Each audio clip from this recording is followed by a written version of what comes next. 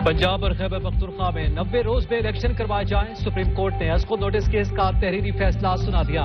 तहरीरी हुक्मनामे में कहा, आइन के मुताबिक असेंबली की तहलील के बाद 60 से 90 रोज में इलेक्शन नागुज़ीर हैं। गवर्नर और सदर को इंतखाबी तारीख के ऐलान का अख्तियार हासिल है। गवर्नर असेंबली तहलील करे तो तारीख देगा।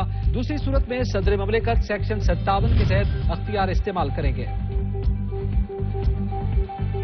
सदर मुमलिकत का इंतखाबी तारीख देना कानूनी अमल है।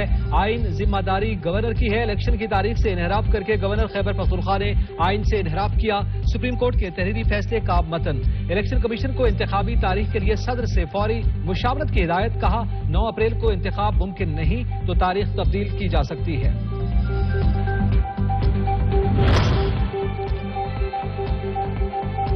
सुप्रीम कोर्ट के हुक्म पर इलेक्शन कमीशन मुतहर्रिक सूबाई इंतखाबात से मुताल्लिक मुशावरत के लिए सदर और गवर्नर खैबर पख्तूनख्वा को खतूत अरसाल किए जाएंगे। कानूनी उमूर पर गौर के लिए अहम इजलास कल तलब। इदारों के अदम ताउन पर आर्टिकल 220 का सहारा लिया जाएगा।